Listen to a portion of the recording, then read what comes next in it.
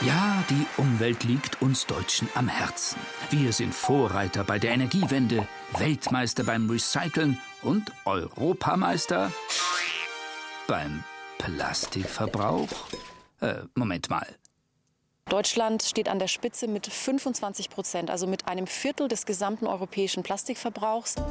Nur 16% der EU-Bevölkerung verbrauchen 25% Plastik im Haushalt, am Bau, im Kinderzimmer und beim Einkauf. Mehr als ein Drittel geht für Verpackungen drauf. 36 Kilo pro Person im Jahr. Aber halb so schlimm, oder? Weil wir sind doch Recycling-Weltmeister. Gelber Sack. Wir trennen. Ich nehme es halt so her, wie es halt kommt, aber ich tue es dann schon trennen. Ich trenne alles, also alles, fast Bio, was Bio halt, also in Restmüll kommt nur das Geringste. Hat unser Recycling-Eifer uns zum Müllvermehrern gemacht? Haben wir mehr Plastikmüll, weil wir uns trösten, dass ja alles einem Kreislauf zugeführt wird? Dabei werden nur 4 von 10 Plastikverpackungen recycelt, der Rest wird verbrannt. Aber gut, immerhin wird das dann doch zur Energie. Kunststoffe sind wertvolle Rohstoffe, das ist nicht automatisch Müll. Und zum Zweiten werden bei der Verbrennung auch giftige Schadstoffe freigesetzt, die wieder in unserer Umwelt landen, in unserer Luft. Das ist absolut keine Lösung und hat mit echtem Recycling oder auch mit einer Kreislaufwirtschaft nichts zu tun. Aber mal ehrlich, im Supermarkt kommt man doch nicht ohne Plastik aus. Warum gibt's da eigentlich immer mehr?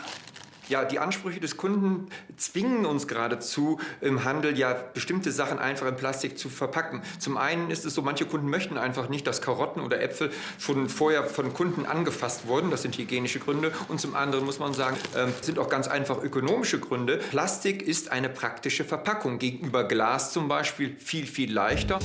Supermärkte führen heutzutage oft mehr als 10.000 Produkte. Und fast alles ist verpackt.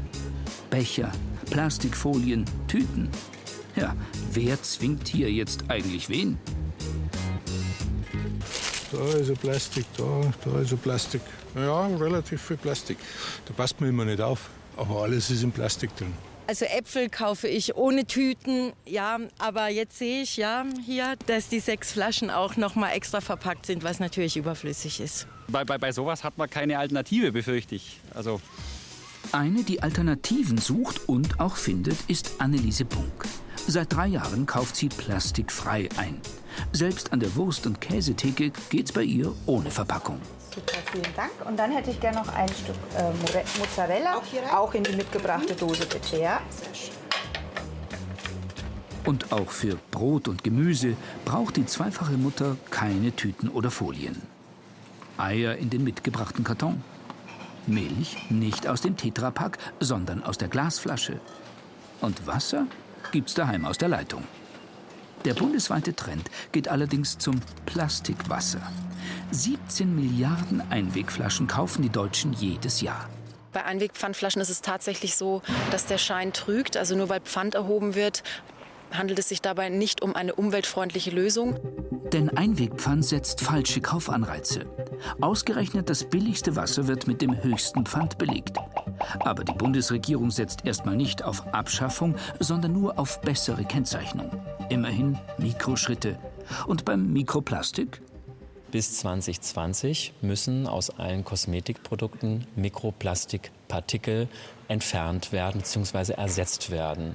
Es gibt den ersten Erfolg. Bei Zahnpasten wird heute kein Mikroplastik mehr angeschaut. Aber auch hier gilt, das ist eine freiwillige Selbstverpflichtung der Branche.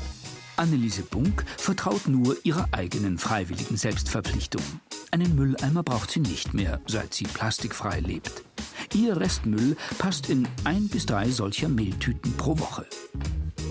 50-60% von dem ganzen Verpackungsmüll kann jeder sparen. Zum Beispiel bei Honig oder bei Senf steht meistens die Plastikpackung neben dem Glas. Und das ist auf jeden Fall für jeden umsetzbar, auch, denke ich mal, ohne Mehrkosten, weil die Glaspackung meistens ähnlich viel kostet. Im Münchner Ohne-Laden gibt es schlicht keine Verpackung mehr. Die bringt der Kunde mit. Interessant, wie schon ein paar Gramm Gehirnschmalz ein paar Kilo Plastik sparen können.